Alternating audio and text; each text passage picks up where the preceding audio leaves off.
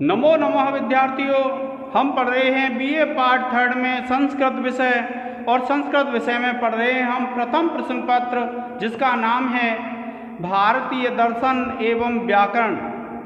भारतीय दर्शन एवं व्याकरण के इस पेपर में हम पढ़ रहे हैं विद्यार्थियों पुस्तक जिसका नाम है श्रीमद् भगवद गीता।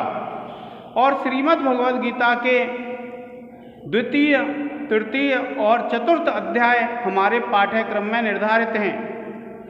द्वितीय अध्याय का नाम सांख्य योग है और इस सांख्य योग नामक अध्याय में जब अर्जुन युद्ध भूमि में हथियार डाल देता है तो उसे समझाने का प्रयास करते हैं भगवान श्री कृष्ण। तो जो भगवान श्री कृष्ण के उपदेश हैं वे क्या है, श्रीमद् भगवद गीता में निबद्ध किए गए हैं। आप एक बार इन श्लोकों को पढ़ लीजिए विद्यार्थियों।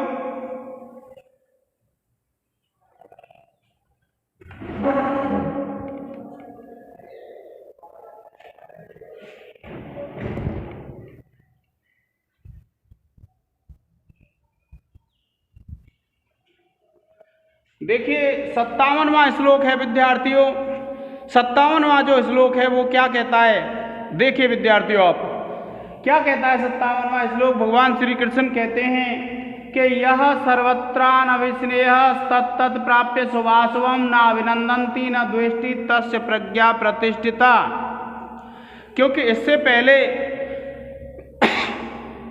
अर्जुन का कथन आता है और अर्जुन कहता है कि हे भगवान, हे केशव, आप बार बार ये कह रहे हैं कि स्थित प्रज्ञ होता है, तो आप ये बताइए कि स्थित प्रज्ञ का क्या लक्षण होता है। स्थित प्रज्ञ कहते किसको हैं? तब भगवान श्री कृष्ण कहते हैं कि देखो अर्जुन, कि यह सर्वत्र अनविस्नेह, कि यह माने जो व्यक्ति, सर्वत्र माने सभी स्थानों पर सभी विषयों में, अनविस्नेह स्नेह से रहित रहता है। क्या कहा? यह सर्वत्र अनविस्नेह, कि जो व्यक्ति सब विषयों में स्नेह रहित रहता है, तत् तत् प्राप्य शुभाशुभम, अगर उसे शुभ प्राप्त हो या अशुभ प्राप्त हो, ना तो वह अशुभ से गिलानी करता है और ना ही शुभ से जो स्नेह रखता है। तो कैसा रहता है? वह उदासीन रहता है, अनविस्नेह रहता है, अर्थात स्नेह से रहित रहता है। क्या कहा? कि यह सर्वत्र अनविस्नेह, कि जो सभी स्थानों पर सभी विषयों में स्नेह रहित रहता है, तत् तत् प्राप्य शुभाशुभम, कि उस शुभ और अशुभ को प्राप्त करके न अभिनंदन्ति न द्वेष्टि, कि ना तो शुभ का वह अभिनंदन करता है और ना ही अशुभ से वह द्वेष करता है। तस्य प्रज्ञा प्रतिष्ठिता, ऐसा जो व्यक्ति होता है उसकी प्रज्ञा कैसी होती है विद्यार्थियों? प्रतिष्ठित रहती है। प्रतिष्ठित कहते हैं उसकी बुद्धि समाधि में स्थिर हो जाती है। कैसे व्यक्ति की? कि यह सर्वत्र अनविस्नेह, कि जो व्यक्ति सब स्थानों पर स्नेह से रहित रहता है, सभी विषयों में स्नेह नहीं रहता उसका, और तत् तत् प्राप्य शुभाशुभम, कि वह व्यक्ति शुभ को भी प्राप्त करता है अशुभ को भी प्राप्त करता है, किंतु ना तो शुभ से उसका, शुभ का ना तो वह स्वागत करता है, खुशी नहीं मनाता है, और ना ही वह अशुभ से द्वेष करता है। ना अभिनंदन्ति, कि ना तो वह शुभ का अभिनंदन करता है, ना द्वेष्टि, और ना ही अशुभ से वह द्वेष करता है। तस्य प्रज्ञा प्रतिष्ठिता, ऐसा जो व्यक्ति होता है उसकी प्रज्ञा कैसी होती है विद्यार्थियों? प्रतिष्ठित हो जाती है। यह कहा भगवान श्री कृष्ण ने किससे? अर्जुन से। क्या बोले भगवान श्री कृष्ण कि हे अर्जुन, जो सभी शुभ और अशुभ विषयों में स्नेह से रहित रहता है, जो ना तो शुभ का अभिनंदन करता है और ना ही जो अशुभ से द्वेष करता है, ऐसा जो व्यक्ति होता है वह व्यक्ति, उस व्यक्ति की जो प्रज्ञा है, उसकी जो बुद्धि है, वह प्रतिष्ठित हो जाती है, स्थिर हो जाती है। देखिए क्या कहा? यह सर्वत्रानविस्नेह तत्तत् प्राप्य शुभाशुभम न अभिनंदन्ति न द्वेष्टि तस्य प्रज्ञा प्रतिष्ठिता, कि जो व्यक्ति शुभ और अशुभ में स्नेह नहीं रखता है, अनविस्नेह रहता है, स्नेह वर्जित रहता है और ना तो वह शुभ प्राप्त होने पे उसका अभिनंदन करता है और ना ही अशुभ प्राप्त होने पे उससे द्वेष करता है। ऐसा जो व्यक्ति होता है उस व्यक्ति की प्रज्ञा बुद्धि स्थिर हो जाती है। अब देखिए, आप व्याकरण टिप्पणी लिखेंगे तो तस्य शब्द है, तस्य। तस्य में आप क्या लिखेंगे? तद शब्द षष्ठी विभक्ति एक वचन। दूसरी टिप्पणी हो जाएगी प्रज्ञा, रमा की तरह रूप चलते हैं प्रज्ञा के। आप लिखेंगे प्रज्ञा शब्द प्रथमा विभक्ति एक वचन। इसी प्रकार से शुभा अशुभम, शुभ और अशुभ, तो शुभ प्लस अशुभ दीर्घ संधि हो जाएगी। और देखिए यह में विद्यार्थियों यद शब्द है और यद शब्द के बाद लिखेंगे आप यद शब्द पुल्लिंग प्रथमा विभक्ति एक वचन। और उसके बाद विद्यार्थियों क्या कहेंगे? न अभिनंदन्ति, न माने नहीं, और न प्लस अभिनंदन्ति दीर्घ संधि हो जाएगी। और फिर उसके बाद आप लिखेंगे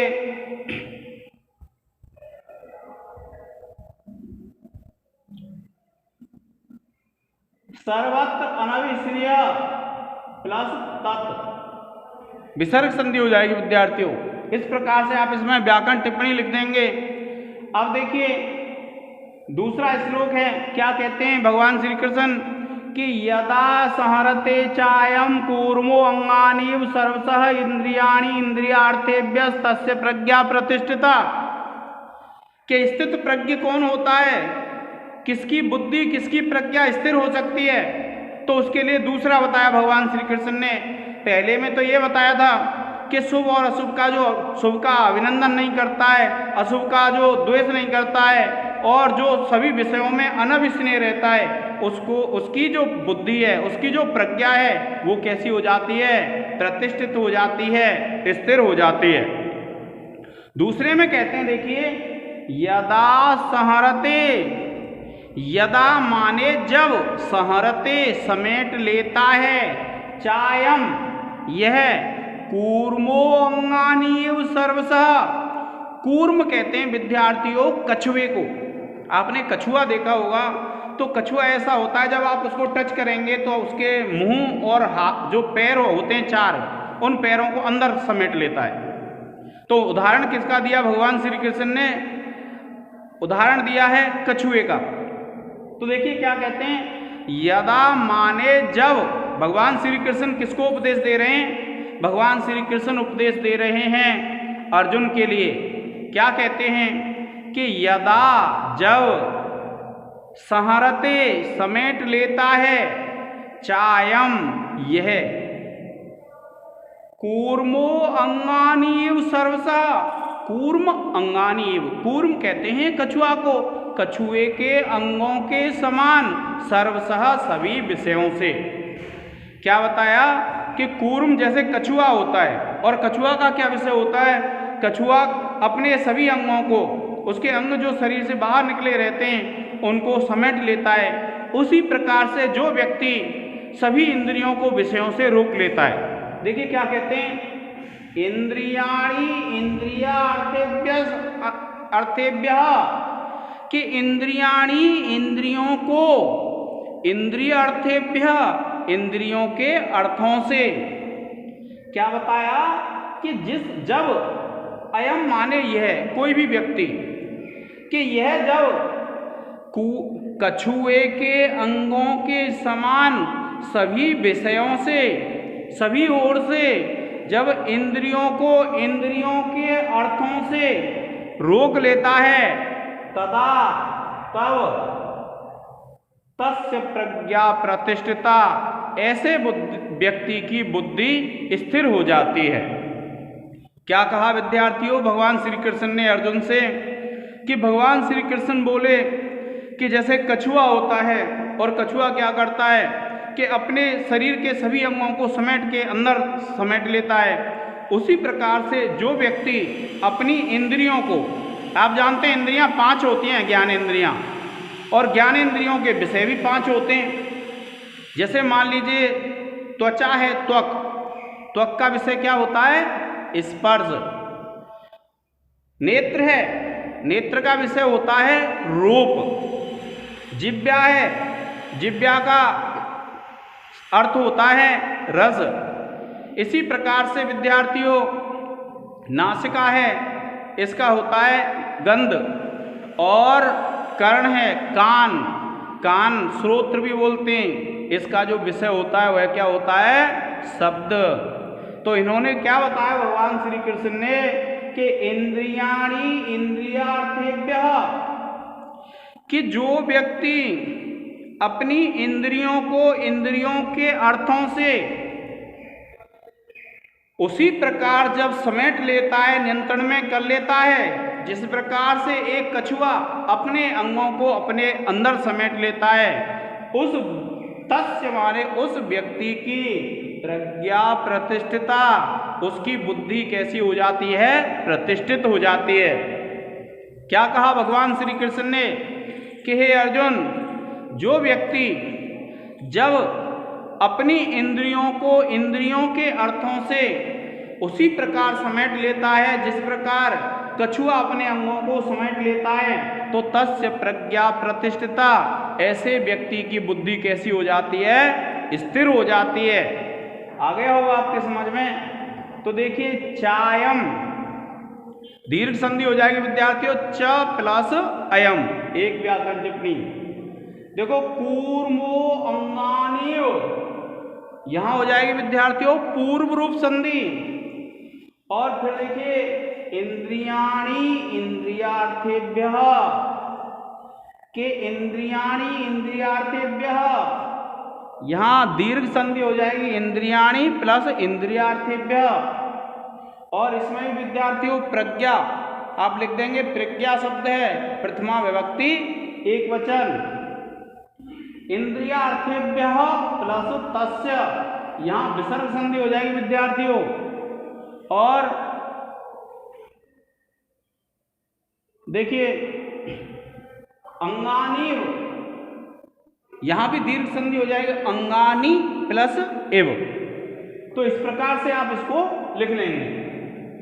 अब देखिए विद्यार्थियों तीसरा जो श्लोक है उसमें क्या कहते हैं भगवान श्री कृष्ण। देखिए भगवान श्री कृष्ण कहते हैं, क्या कहते हैं भगवान श्री कृष्ण? विषया विनिवर्तन्ते निराहारस्य देहिनः रसवर्जम रसोऽप्यस्य परम दृष्ट्वा निवर्तते।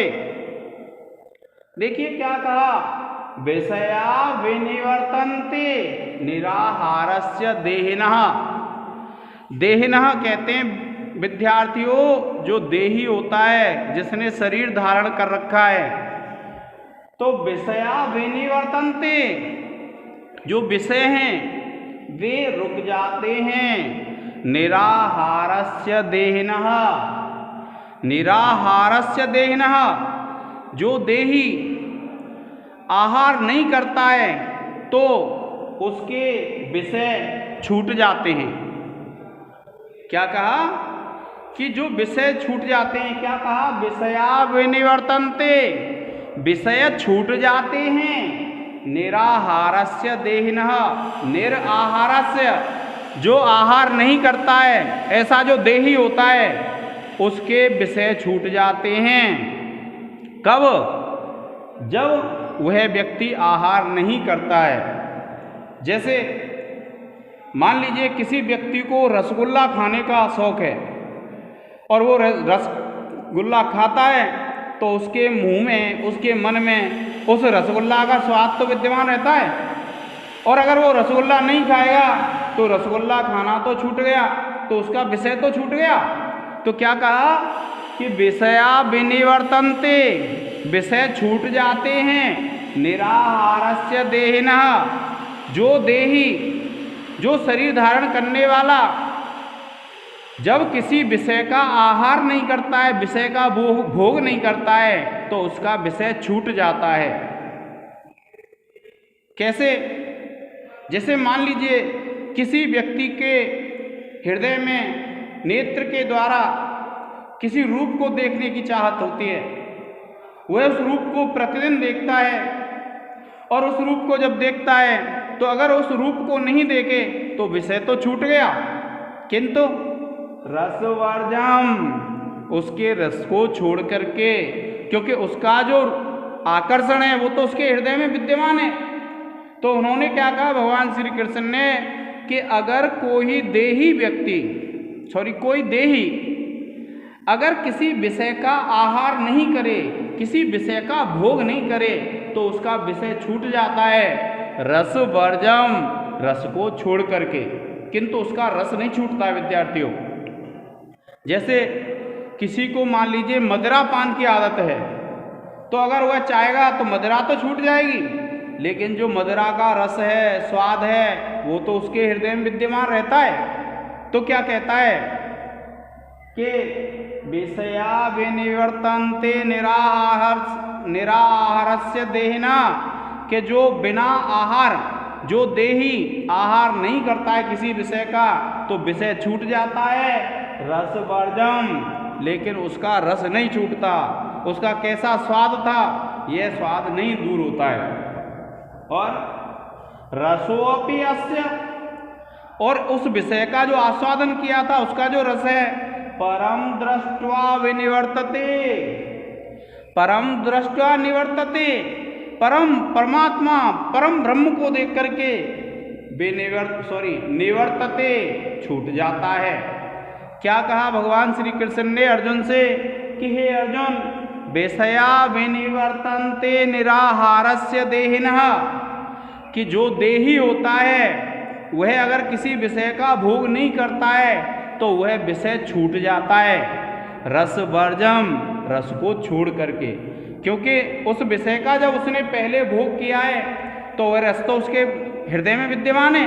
तो उन्होंने क्या बताया कि रस को छोड़ करके जो विषय है वे छूट जाते हैं अगर कोई देही उस विषय का आहार नहीं करे, उसका भोग नहीं करे तो। और फिर क्या कहा भगवान श्री कृष्ण ने, रसोऽपि अस्य, और उसका जो रस है वह भी परम दृष्ट्वा निवर्तते, परम दृष्टा, परम शक्ति को, परमात्मा को देख करके निवर्तते, छूट जाता है। क्या कहा कि अगर कोई व्यक्ति किसी विषय का भोग नहीं करता है तो उसका वह विषय छूट जाता है, किंतु उस विषय का जो आकर्षण है वह आकर्षण उसके हृदय में विद्यमान रहता है और विद्यमान रहता है, किंतु वह जो रस है उसके हृदय में परम दृष्ट्वा निवर्तते, परम परमात्मा को देख करके वह रस भी दूर हो जाता है, रस भी छूट जाता है। अब देखिए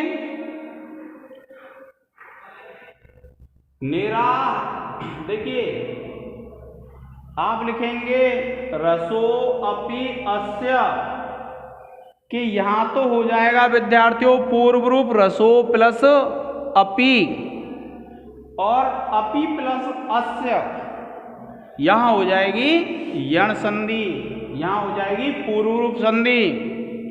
दृष्टवा है विद्यार्थियों, दृश्य धातु है, और त्वा प्रत्यय है, कत्वा जिसको बोलते हैं आप। और फिर देखिए विनिवर्तन्ते, वि और नि उपसर्ग हैं और वृत्त धातु है, प्रथम पुरुष बहुवचन। तो इस प्रकार से विद्यार्थियों इसमें भी हो जाएगा, नि उपसर्ग है, वृत्त धातु है, ये धातु है विद्यार्थियों। तो वृत्त धातु है और प्रथमा विभक्ति एक वचन, प्रथम पुरुष प्रथम पुरुष एक वचन है विद्यार्थियों, क्योंकि धातु रूप है। अब देखिए आगे क्या बताते हैं भगवान श्री कृष्ण स्थित धी के विषय में, कि यततो ह्यपि कौन्तेय पुरुषस्य विपश्चितः इंद्रियाणि प्रमाथीनि हरन्ति प्रसवं मनः। क्या बताया भगवान श्री कृष्ण ने अर्जुन के लिए कि यततो ह्यपि, कि यततो ह्यपि, यतन करने पर भी, प्रयास करने पर भी, कौन्तेय हे कुंती पुत्र अर्जुन, पुरुषस्य विपश्चितः, कि पुरुषस्य पुरुष के विपश्चितः जो विद्वान होता है उस पुरुष के इंद्रियाणि प्रमाथीनि जो प्रमथन करने वाली इंद्रियां होती हैं हरंती प्रसवम मनः हरंती हर ले जाती हैं दूर तक ले जाती हैं प्रसभम मनः प्रयास पूर्वक मन को बलपूर्वक मन को। क्या कहा कि यततो ही अपि पुरुषस्य विपश्चिता कि विपश्चिता कोई अगर विद्वान होता है और वह यत्न करता है यत्न करने पर भी पुरुषस्य विपश्चिता जो विद्वान व्यक्ति होता है उसके इंद्रियाणि प्रमाथीनि जो प्रमथन करने वाली इंद्रियां होती हैं हरंती प्रसभम मनः कि प्रसभम बलपूर्वक मनः हरंती मन को ले जाती हैं। क्या बताया कि जो प्रमथन करने वाली इंद्रियां हैं जो मार्ग से विचलित करने वाली जो इंद्रियां हैं वे व्यक्ति को जो व्यक्ति अपनी इंद्रियों को नियंत्रण करने का प्रयास करता है उस व्यक्ति को प्रयत्न पूर्वक हर ले जाती हैं अर्थात उसका जो मन है उस मन को दूसरे विषय की तरफ आकर्षित कर देती हैं। कौन सी इंद्रियां जो प्रमथन करने वाली हैं जो व्याकुल करने वाली हैं जो मार्ग से भटकाने वाली जो इंद्रियां हैं। तो क्या कहा यततो यतन करते हुए को ही अपि ही प्लस अपि यण संधि हो जाएगी कि यततो ही अपि के यतन करते हुए को भी कौन्तेय हे कुंती पुत्र अर्जुन पुरुषस्य विपश्चितः कि जो विद्वान पुरुष होता है और वह अपनी इंद्रियों को वश में करने का प्रयास करता है ऐसे उस पुरुष को इंद्रियाणि प्रमाथीनि कि जो प्रमथन करने वाली इंद्रियां होती हैं जो मार्ग से विचलित करने वाली इंद्रियां होती हैं हरंती हर ले जाती हैं प्रसभम मनः बलपूर्वक मन को। कि जो व्यक्ति जो विद्वान व्यक्ति अपनी इंद्रियों को वश में करने का प्रयास करता है उस विद्वान व्यक्ति को जो प्रमथन करने वाली इंद्रियां होती हैं वे बलपूर्वक उसको हर ले जाती हैं। अर्थात जो अपनी इंद्रियों को नियंत्रण करने का प्रयास करता है और जो विद्वान व्यक्ति है और ऐसा पुरुष जब अपनी इंद्रियों को नियंत्रण करने का प्रयास करता है तो जो मार्ग से विचलित करने वाली जो इंद्रियां हैं वे बलपूर्वक उसके मन को हर ले जाती हैं। आ गया होगा आपके समझ में। क्या कहते हैं कि यततो ही अपि कौन्तेय पुरुषस्य विपश्चितः के हे विपश्चित कहते हैं विद्वान पुरुष को हे अर्जुन कौन्तेय हे कुंती पुत्र अर्जुन जो विद्वान पुरुष अपनी इंद्रियों को वश में करने का यत्न करता है उस पुरुष को ये इंद्रियां बलपूर्वक उसके मन को हर ले जाती हैं। देखिए विद्यार्थी उसमें अगर व्याकरण टिप्पणी लिखेंगे तो ही प्लस अपि यण संधि कौन्तेय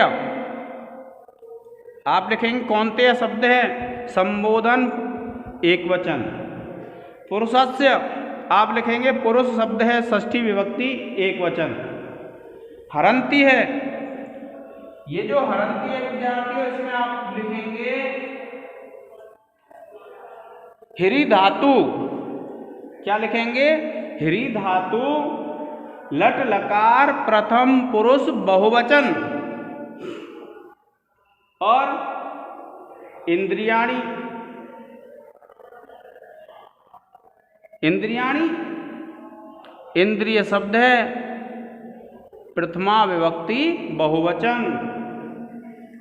तो इस प्रकार से विद्यार्थियों आप इसकी व्याकरण टिप्पणी लिख देंगे और व्याकरण टिप्पणी लिख के फिर आप देखिए हम ये पढ़ेंगे आगे वाला जो श्लोक है।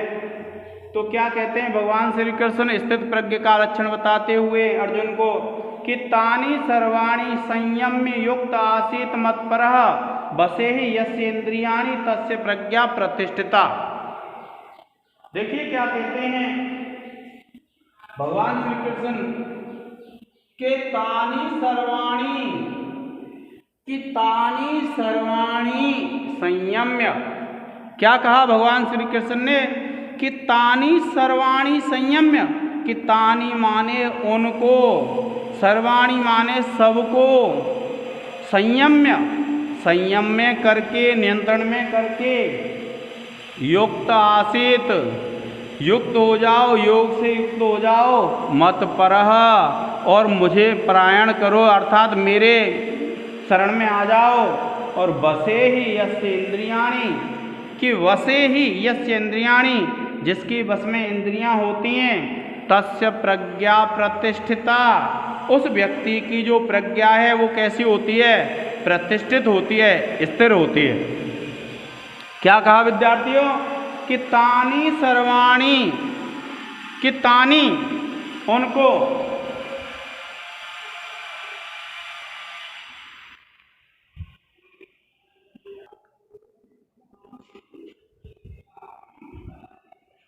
देखिए विद्यार्थियों, तानी सर्वाणी संयम्य, कि उन सभी इंद्रियों को, कौन सी जो 5 ज्ञानेंद्रियां होती हैं उनको संयम में करके, युक्त आसीत मत परह, कि हे हे अर्जुन, तुम युक्त हो जाओ और मत परह, मेरे परायण हो जाओ, अर्थात मेरी शरण में आ जाओ।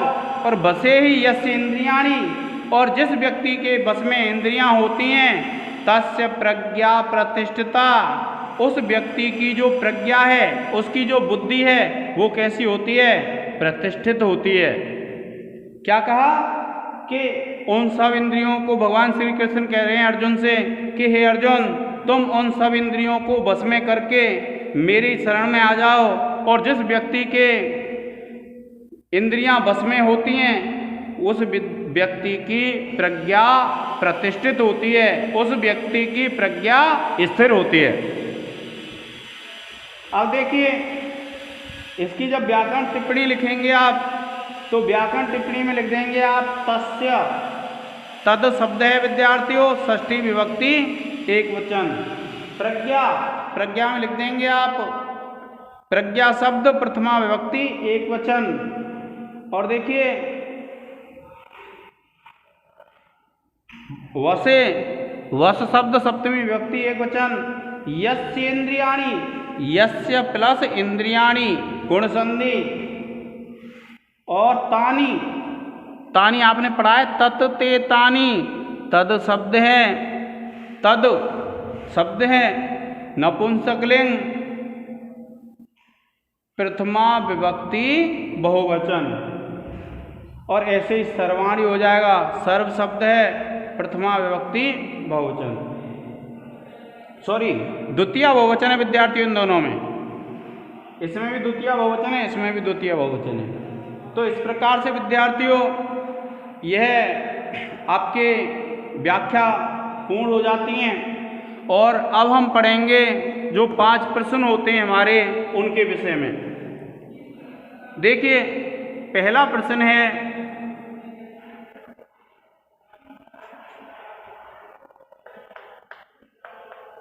जातस्य हि ध्रुवो, जातस्य हि ध्रुवो मृत्युर ध्रुवम जन्म मृतस्य च।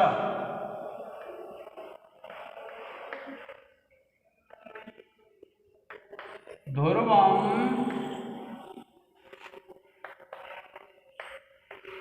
जन्म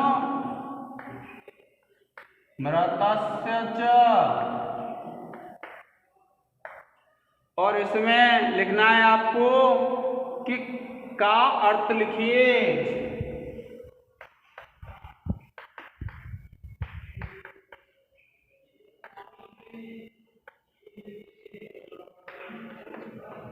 दूसरा प्रश्न है विद्यार्थियों,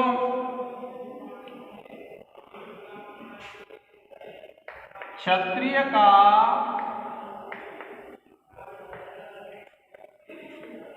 स्वधर्म बताइए।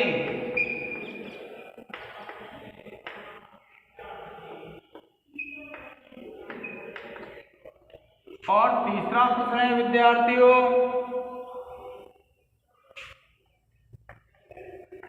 गीता का अमर संदेश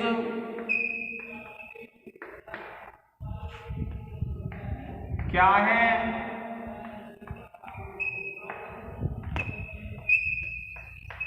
श्लोक लिखिए।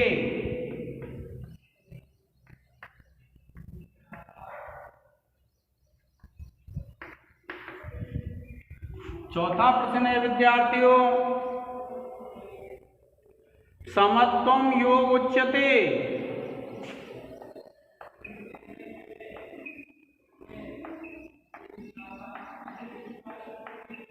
योग उच्यते।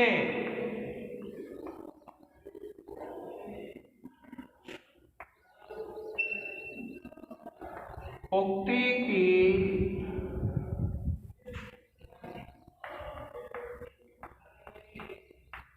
व्याख्या कीजिए।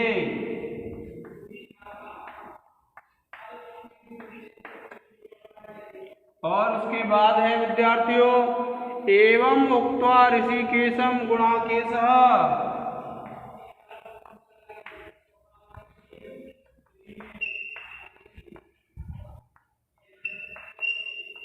ऋषिकेशम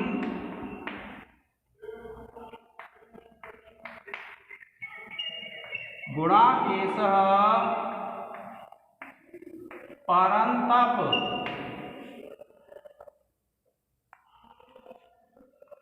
इसमें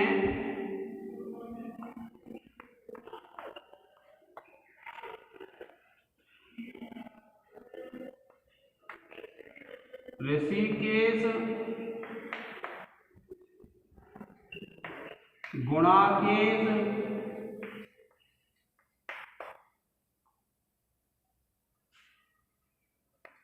और परंतप किसके लिए आया है?